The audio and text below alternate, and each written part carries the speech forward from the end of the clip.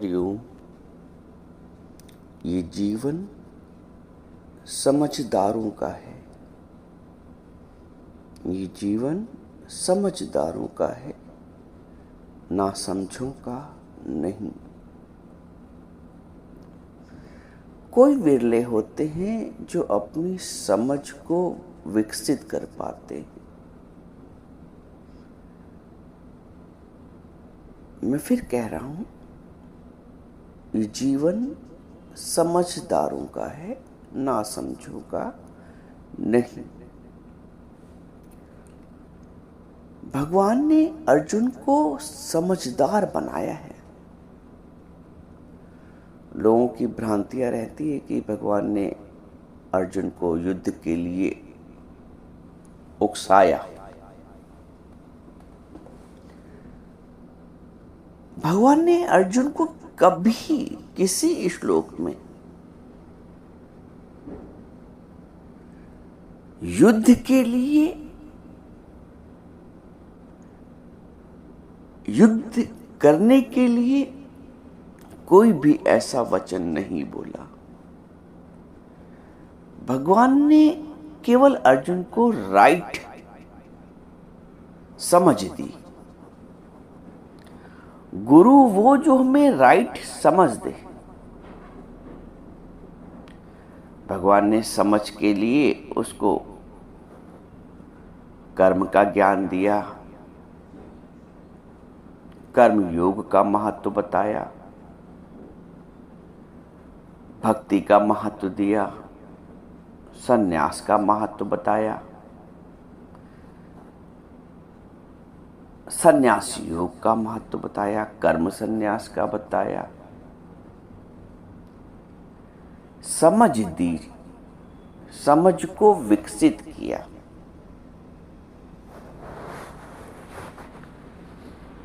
और अंत में भगवान कहते हैं,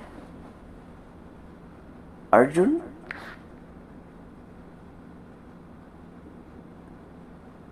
ये कर्म है, ये धर्म है, ये कर्म योग है, ये कर्म संन्यास है। मार्ग खोल दिए, निर्णय तुम्हारा है, चलना किधर है। आप हैं, आप हमसे कुछ पूछेंगे, हम आपको बता देंगे। निर्णय आपका होगा, हम आपकी समझ विकसित करेंगे। हम आपको मार्गदर्शन दे देंगे, चलना आपको होगा। गुरु वो जो समझ विकसित करे। इसीलिए मैं कह रहा हूं, ये जीवन समझदारों का है। हाँ, यहां आप एक प्रश्न कर सकते हैं, तो क्या अर्जुन समझदार नहीं था? आपको सच बताएं, बिना ज्ञान के समझ विकसित ही नहीं हो सकती। बिना ज्ञान के समझ विकसित ही नहीं होती है। आप कहेंगे दुनिया में इतने समझदार लोग भरे पड़े हैं। समझदार है तभी तो ये सब जीवन चल रहा है। ये फैक्ट्री, ये मिल, ये ऑफिस, ये कार्यालय, ये बैंक, ये बड़े बड़े व्यवसाय।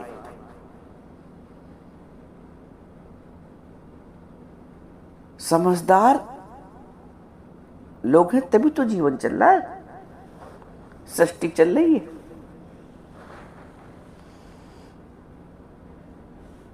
आप समझदार हैं, आप स्वप्न देख रहे हैं, तो क्या इसका मतलब आप समझदार हैं? भाई, स्वप्न में भी तो आप कुछ नासमझी नहीं करते हैं ना अपने हिसाब से। जो आता है वो आपका जीवन होता है। जो कुछ भी उस समय आप देख रहे हैं, आपका जीवन है वो।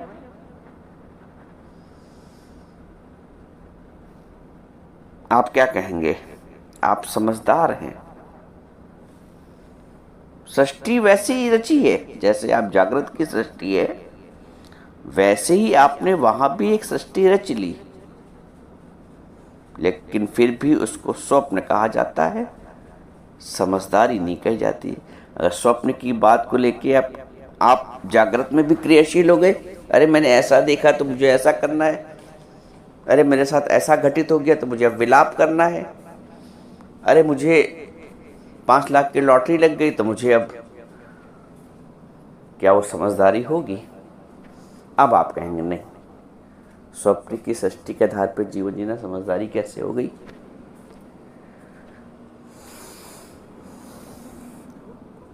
बच्चा पढ़ रहा है, जब जन्म लेता है तो उसको कहते अबोध, अबोध से उसको बोध की ओर ले जाया जाता है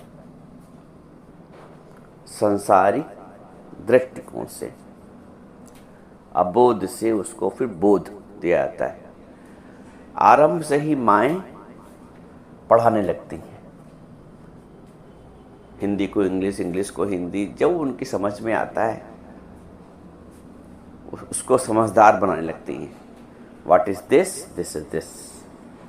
थैंक यू बोलो, वेलकम करो, कौन सा कलर है ये? This is colour, okay.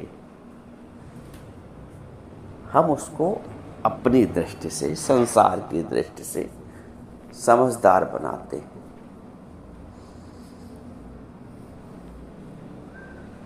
आप जरा सा गंभीरता से विचार करिए, क्या ये पढ़ाई पढ़ाने के पश्चात क्या बच्चा या वो व्यक्ति वास्तव में समझदार हो जाता है?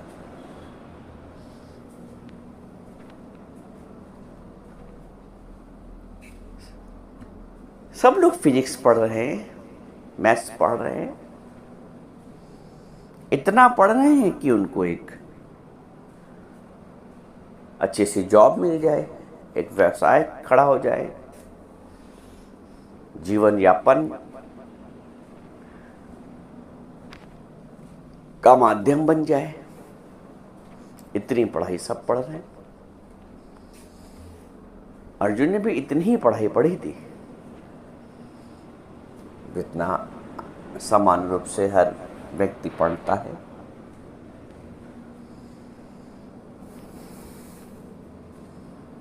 अर्जुन ने पढ़ा था,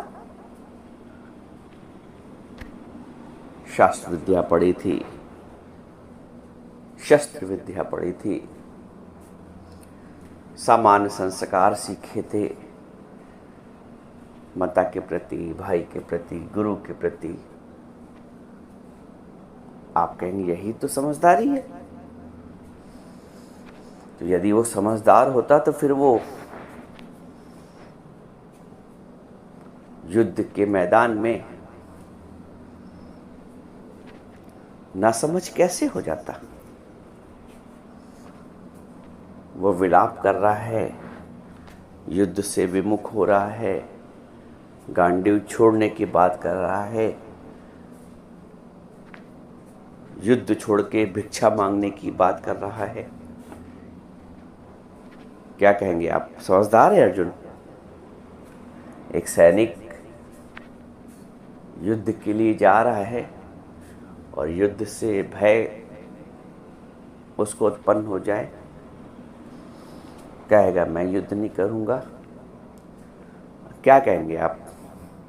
समझदार? आप कहेंगे नहीं, वो तो कायर है भाई। कोई भी व्यक्ति जो अपना कर्म नहीं कर रहा है कायर है। डॉक्टर अगर ऑपरेशन करते समय डर जाए कि अरे भैया मैं नहीं करूंगा, ये तो फिर अधर्म हो जाएगा ना। यही अधर्म, अभी आप धर्म और अधर्म को समझिए सरल शब्दों में, यही अधर्म हावी हो गया अर्जुन के ऊपर।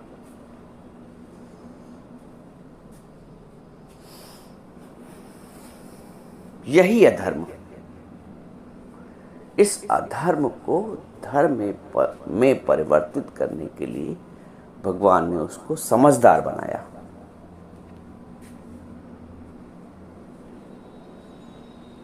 जो गुरु तुम्हें समझदार बनाए, हाँ समस्या आती है कि कोई समझदार बनना ही नहीं चाहता है। कोई समझदार बनना ही नहीं चाहता है वास्तविक अर्थों में, कृष्ण भगवान के अर्थों में। हर व्यक्ति समझदार संसार के अर्थों में बनना चाहता है। हर व्यक्ति समझदार स्वप्न के अर्थों में बनना चाहता है। स्वप्न के अर्थ में कितना भी तुम समझदार बन जाओ, वो स्वप्न भी झूठा, वो समझदारी भी झूठी। बात समझना, स्वप्न के दृष्टिकोण से, स्वप्न के अर्थ में आप कितना भी समझदार बन जाएं, जब स्वप्न झूठा तो उसकी समझदारी भी झूठी। संसार के अर्थों में आप कितना समझदार बन जाएंगे, वो समझदारी काम नहीं आती है, क्योंकि वो समझदारी है ही नहीं। संसार की पढ़ाई, संसार का धन अर्जन, माया का धन अर्जन, माया का संग्रह, आदमी इसी को समझदारी समझता। देखो कितना समझदार है, कम समय में इतना कमा लिया।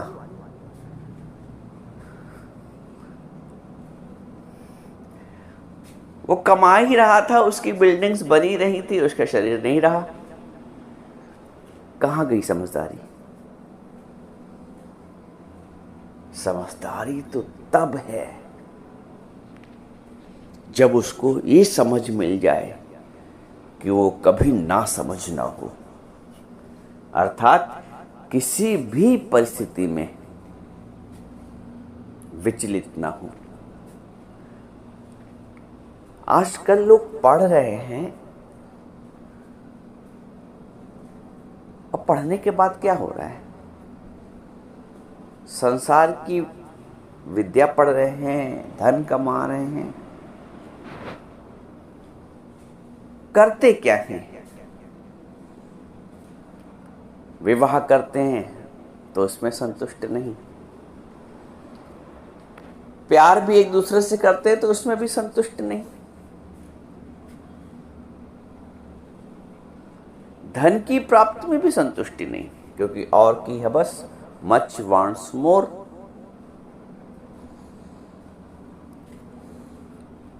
विवाह कर रहे हैं तो तलाक का प्रावधान है, प्रेम कर रहे हैं दुनियावी अर्थों में तो उससे भी उबने लगते हैं। वो प्रेम थोड़ी है, एक समय के पश्चात वहां पे एक स्थिरता आ जाती है। कभी आपने सुना है कि गोपियों ने जब प्रेम किया भगवान से तो उनके प्रेम में स्थिरता आ गई एक समय के बाद? साथ बूढ़ी बूढ़ी माएं, जिनको हम गोपियां कहते हैं, उनका प्रेम वैसे ही शाश्वत रहा, युवा रहा। प्रेम युवा रहता है, कभी बुढ़ा नहीं होता है। भले ही उनका शरीर बुढ़ा था, गोपियों का प्रेम उनका युवा था।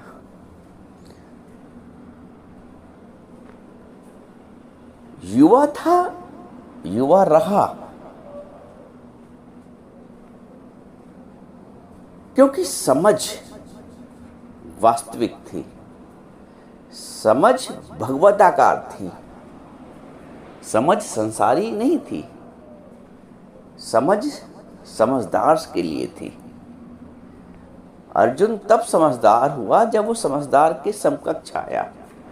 उस समझदार से उसने समझ ली, जीवन जीने की कला सीखी। हम में से कितने लोग हैं जो समझदार की शरण लेते हैं? दुनिया में समझदार कोई नहीं है। बात समझना, हो सकता आपको मेरी बात प्रिय न लगे। ईश्वर के अतिरिक्त, या गुरु भी आप कह सकते हैं, जो आत्मस्थ है, तत्ववेत्ता है, तत्वज्ञ है, गुरु के अतिरिक्त कोई समझदार नहीं। पूरी दुनिया नासमझ है। धन होने के बाद भी नासमझी की बातें करते हैं, नासमझी का जीवन जीते हैं। संसार की शिक्षा होने के बाद भी नासमझी की बात करते ही नासमझी का जीवन जीते हैं। कितना भी वैभव है, क्या आप समझते हैं जिनके पास वैभव है क्या वो समझदार लोग हैं? आप स्वयं कहोगे नहीं नहीं, आवश्यक थोड़ी है कि वो समझदार हों। जिनके पास धन है, माया है, संसार के सुख है, संसार की विद्या है, फिर कौन सुखी है और कौन समझदार है?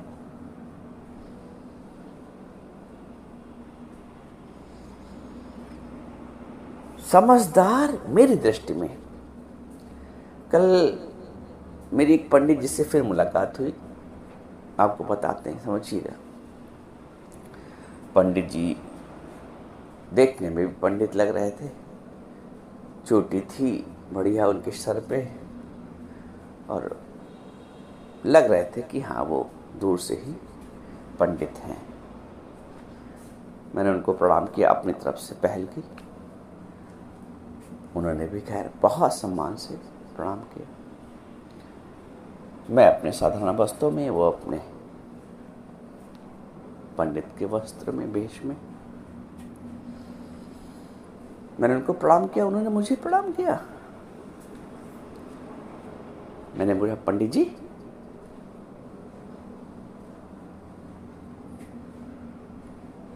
क्या करते हैं आप, दिनचर्या आपकी? बोले नहीं, सुबह 4 बजे उठता हूँ, गाय को चारा लगाता हूँ, गाय की सेवा करना ही परम धर्म है। दुनिया में गायों की दुर्दशा हो रही है, पता नहीं क्या क्या बोलने लगे, गाय सुखाई जा रही हैं, सबसे बड़ा धर्म है, सबसे बड़ी सेवा है गाय सेवा। मैंने कहा बिल्कुल ठीक है। बोलने लगे कि मैं घर में जो मंदिर बना रखा है, मंदिर में इतनी घंटे भगवान की सेवा करता हूँ। मैंने कहा पंडित जी भगवान इतना दूर दूर क्यों है? भगवान तो गीता में कहते हैं कि यो माम पश्यति सर्वत्र सर्वम च मयि पश्यति। जो मुझको सब में देखता है, सब में मुझको देखता है। तास हम न पश्यामि सचमि न पश्यति। वो मुझसे दूर नहीं है, मैं उससे दूर नहीं हूँ। वो मेरे समक्ष है, मैं उसके समक्ष हूँ। और एक भगवत गीता की एक दो श्लोक उनको सुनाए, समझाए, समझ में भी आया।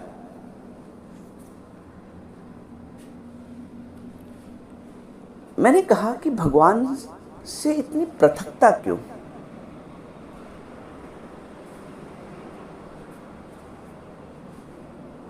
उन्हें पृथकता शब्द का अर्थ ही नहीं समझ पाया। वो समझते हैं कि कर्म कांड करते हुए हम भगवान से जुड़े हैं।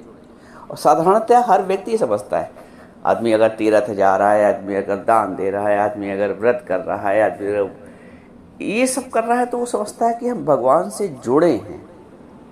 भ्रम है, पृथकता है। मैंने उनसे कहा कि आपका बेटा यदि आपके घर में है तो क्या आप उसे बाहर ढूंढने जाएंगे? कहेंगे इतना मूर्ख कौन है? बोलने लगे कि घर में हमारे बेटा है, मैं उसको बाहर ढूंढने जा रहा हूं। या पिताजी घर में ही है और पुत्र उनको बाहर बाहर ढूंढ रहा है, उनकी बाहर अर्चना पूजा कर रहा है, और घर में वास्तविक रूप से पिताजी हैं, उनकी ओर वो देख नहीं रहा है। बोले ये तो अज्ञान की अवस्था है। मैंने कहा वही तो सारी दुनिया कर रही है।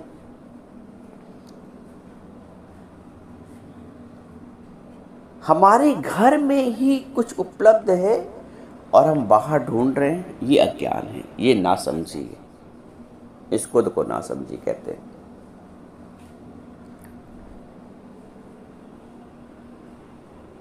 सब घट मेरा साइया, सुनी सेज न कोई।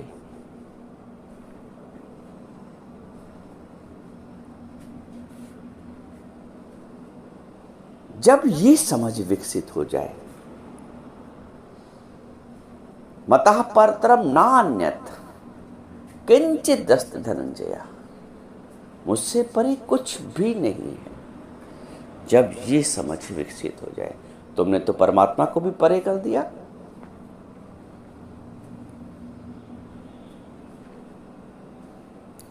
तो जब मैं इनको, पंडित जी को ये सब बातें बताने लगा, तो वो इतनी तेज से प्रणाम करके भागे मुझसे। मतलब उनको भगवान की समीपता का ज्ञान बिल्कुल भाया नहीं। उनको यदि मैं और कर्म कांड बता देता ना कि आप इतना करते हैं भगवान की सेवा, थोड़ा सा ऐसे और कर दिया करिए, थोड़ा सा वैजंती माला जरूर पहनाया करिए भगवान पे रोज, अगर इस तरह का ज्ञान देता तो शायद उनको समझ में आया था। लेकिन ईश्वर से समीपता, जिस परमात्मा की पूजा करते हो वो परमात्मा तुम्हें दूर ही दूर अच्छा लगता है।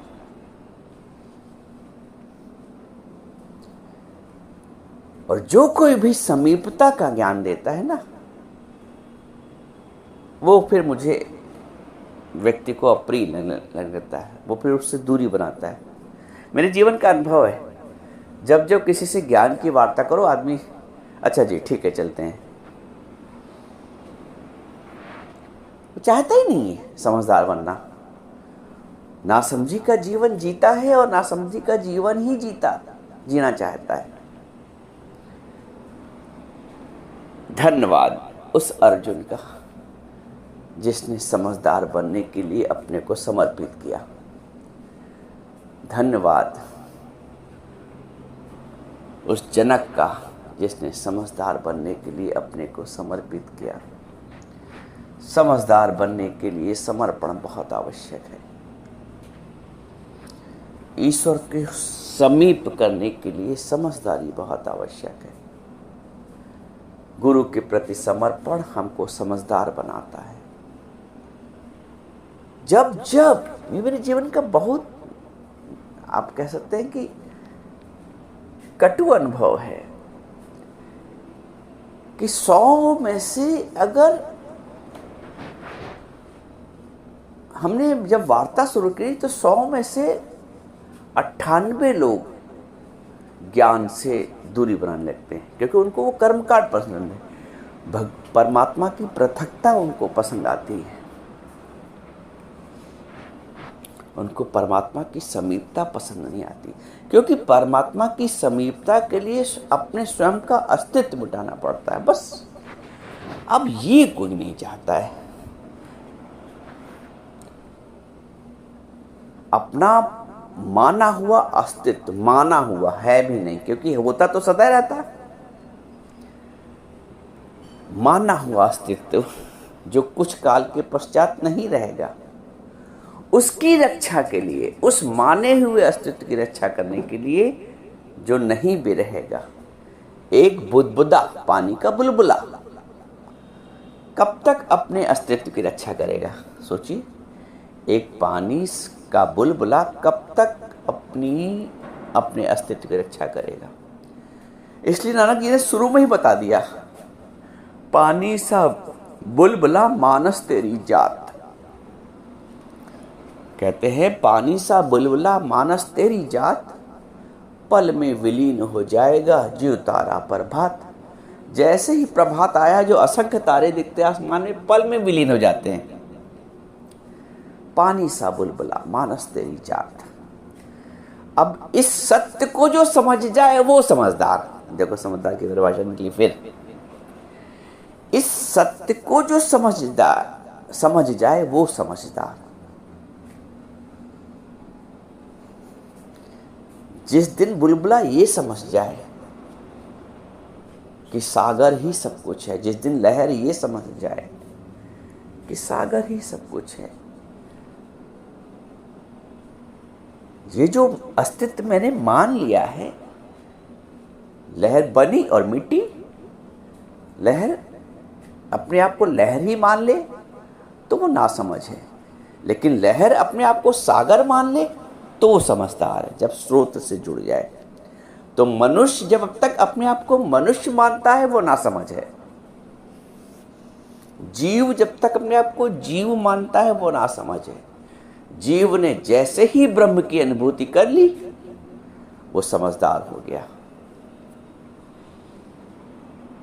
लहर ने जैसे ही ये अनुभूति कर ली कि मैं सागर, भाई उसका अस्तित्व सागर से ही तो बना, लहर का सागर में ही जन्मी और सागर में ही विलय हो गई।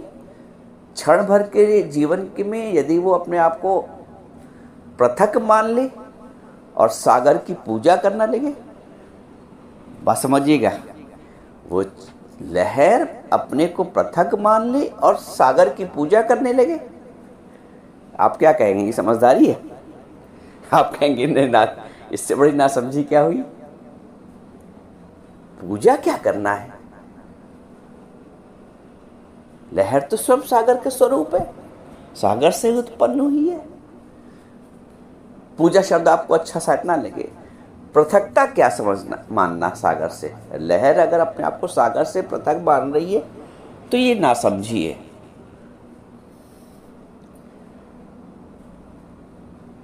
ये नासमझी है। जीव अगर अपने को परमात्मा से पृथक मान रहा है तो ये नासमझी है। इस नासमझी को समाप्त करता है गुरु। और फिर मैं कहूँगा, बहुत विरले लोग होते हैं जो समझदार बनना चाहते हैं, बहुत विरले लोग होते हैं। सब फिजिक्स पढ़ रहे हैं, साइंटिस्ट कोई विरले हो जाते हैं। सब कॉमर्स अकाउंट्स पढ़ रहे हैं, चार्टर्ड अकाउंटेंट्स कोई विरले बन पाते हैं जिनको अकाउंट्स की समझ होती है। वो फिजिशियन जो क्वांटम फिजिक्स की समझ रखते हैं वो समझदार हैं। तो ऐसे ही साधारण जीवन में वो व्यक्ति समझदार है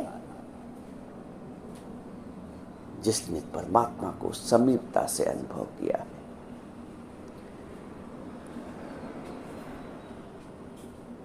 वो व्यक्ति समझदार है जिसने अपने वास्तविक अस्तित्व को पहचाना है।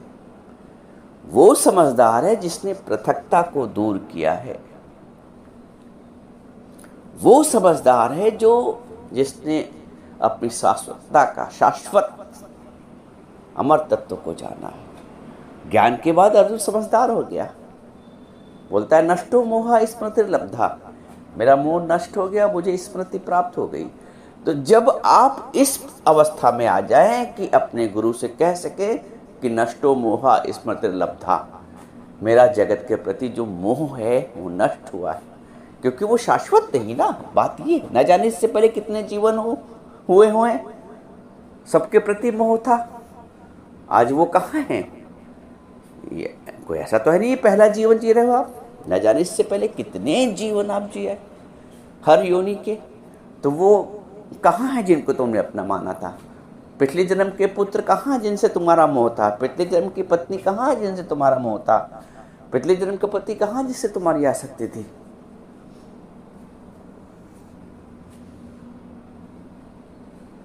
आज का भी जन्म आज ही छूट जाएगा तो फिर अगले जन्म में कोई नया साथी होगा। इसीलिए संसार को कहते हैं क्षणभंगुर। भाई लहर का जीवन कितना है? क्षणभंगुर।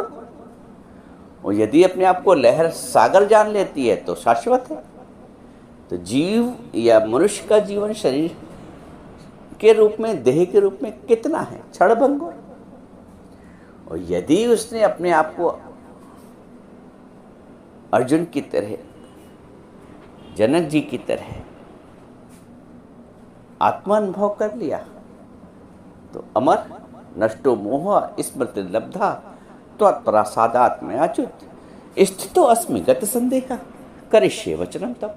अब मैं अपनी आत्मा स्थित में आ गया हूँ, अब मैं आपके वचनों का पालन करूँगा। तो जो गुरु के वचनों का पालन करे, वो कहते हैं अर्जुन कृष्ण से, भगवान से, कि मैं अब आपके वचनों, मैं समझदार हो गया हूँ, मैं अब आपके वचनों का पालन करूँगा। तो जो समझदार होता है वो गुरु के वचनों का पालन करता है, वचनों से दूर नहीं भागता।